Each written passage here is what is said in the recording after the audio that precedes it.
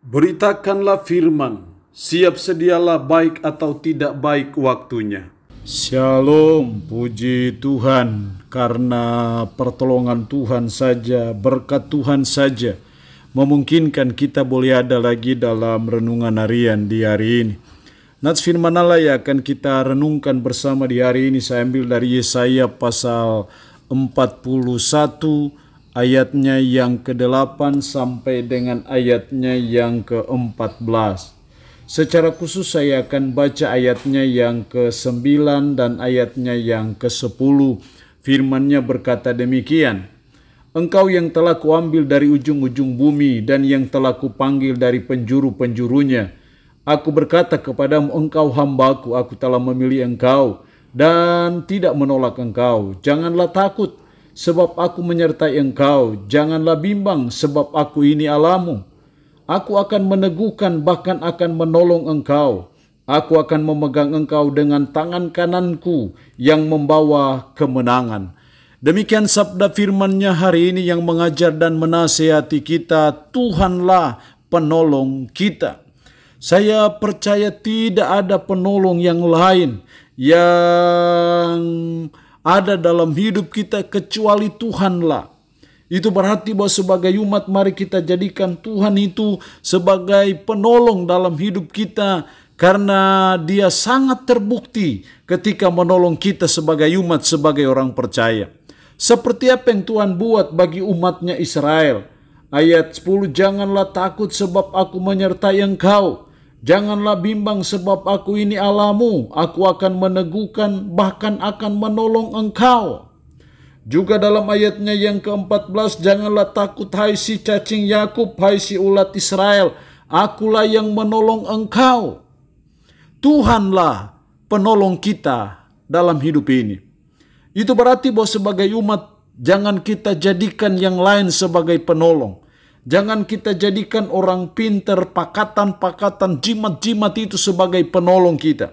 Tapi mari kita jadikan Tuhan, pencipta alam semesta, yang menyatakan diri dalam pribadi Yesus Kristus. Dialah Tuhan yang menjadi penolong kita satu-satunya dan tidak ada yang lain. Kalau Tuhanlah penolong kita, lalu apa dampaknya dalam hidup kita? Apa manfaatnya bagi kita sebagai umat? Yang pertama dalam ayat 10, janganlah takut sebab aku menyertai engkau. Diulang lagi dalam ayatnya yang ke-13, sebab aku ini Tuhan Allahmu memegang tangan kananmu dan berkata kepadamu, janganlah takut. Diulang lagi dalam ayat 14, janganlah takut hai si cacing Yakub, hai si ulat Israel. Artinya kalau Tuhanlah penolong kita, maka sebagai umat kita jangan takut. Jangan takut menghadapi apapun juga. Sebab semuanya itu ada dalam kendali Tuhan. Semua itu ada dalam otoritas Tuhan. Semua itu ada dalam sepengetahuan Tuhan. Tidak ada hal, tidak ada kejadian, tidak ada suatu peristiwa yang terjadi dalam hidup kita, bahkan terjadi di atas muka bumi ini, tanpa sepengetahuan Tuhan dan tanpa seizin Tuhan. Karena itu kita pun tidak perlu takut menghadapi apapun dunia ini. Apapun persoalan hidup kita, apapun pergumulan kita, kita tidak perlu takut karena Tuhanlah penolong kita. Dia tidak mungkin membiarkan kita, Dia tidak mungkin meninggalkan kita ketika kita menghadapi bahaya, menghadapi masa-masa yang sukar, yang sulit dalam hidup. Karena Tuhan penolong kita. Kalau bukan Tuhan penolong kita, ya wajarlah kita ada dalam ketakutan, kecemasan, dan kebimbangan. Tapi kalau Tuhan penolong kita, maka kita jangan takut. Itu dampaknya dalam hidup kita sebagai umat.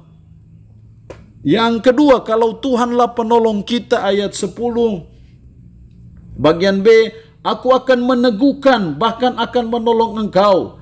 Aku akan memegang engkau dengan tangan kananku yang membawa kemenangan. Memegang engkau dengan tangan kananku yang membawa kemenangan. Kalau Tuhanlah penolong kita, maka dampaknya bagi kita adalah Tuhan membawa kita kepada kemenangan. Kemenangan terhadap masalah, kemenangan terhadap penyakit, kemenangan terhadap musuh-musuh kita yang berniat jahat. Tuhan membawa kita kepada kemenangan. Tangan kananku yang membawa kemenangan. Jadi sebagai umat, sebagai orang percaya, mari kita jadikan Tuhan sebagai penolong kita. Karena kalau Tuhan penolong kita, maka Tuhanlah yang memimpin kita. Tuhanlah yang membawa kita kepada kemenangan demi kemenangan dalam hidup kita sebagai umat, sebagai orang percaya. Sehingga kita tidak putus asa, kecewa, dan frustasi dalam menjalani hidup. Karena Tuhan yang membawa kita kepada kemenangan. Kemenangan menghadapi masalah, kemenangan menghadapi pergumulan, kemenangan menghadapi lawan-lawan kita, musuh-musuh kita yang selalu berniat jahat dalam hidup kita. Kalau Tuhan penolong kita, maka Tuhan yang akan membawa kita, memimpin kita kepada kemenangan. Yang ketiga, dalam ayat 11 dan 12, dampak kalau Tuhan penolong kita. Ayat 11, sesungguhnya semua orang yang bangkit amarahnya terhadap engkau akan mendapat malu dan kena noda. Orang-orang yang membantah engkau akan seperti tidak ada dan akan binasa. Engkau akan mencari orang-orang yang berkelahi dengan engkau, tapi tidak akan menemui mereka. Orang-orang yang berperang melawan engkau dan seperti tidak ada dan hampa. Karena Tuhan penolong kita, maka Tuhan akan membela kita dari segala niat-niat dari musuh-musuh kita, dari segala rencana-rencana mereka yang jahat. Sehingga semua orang akan bangkit amarahnya terhadap engkau, akan mendapat malu dan kena noda. Orang-orang yang punya usaha, punya niat jahat, mereka akan malu, akan kena noda. Karena apa? Tuhan penolong kita. Sehingga Tuhan yang akan membela kita dari segala musuh-musuh kita. Itulah dampaknya kalau Tuhan menjadi penolong kita. Karena itu sebagai umat, mari kita terus hanya datang meminta pertolongan dari Tuhan saja. Tidak meminta pertolongan kepada kuasa-kuasa kegelapan. Kita hanya cari Tuhan saja, kita minta pertolongan dari Tuhan saja. Tidak mencari cara-cara yang lain yang tidak sesuai firman. Kita hanya meminta pertolongan dari Tuhan. Karena kalau Tuhan penolong kita, maka Tuhan akan membela kita.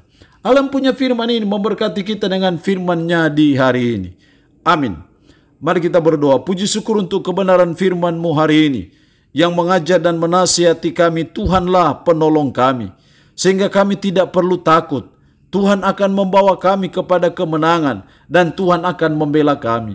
Roh yang Kudus tanamkan dan meteraikan firman-Nya dalam hati dan pikiran kami, dan sanggupkanlah kami untuk kami bisa memberlakukan firman ini dalam hidup kami sehari-hari. Hamba mohon berkat bagi umat-Mu yang mendengarkan renungan harian di hari ini. Yang sakit tambah berdoa dalam nama Yesus.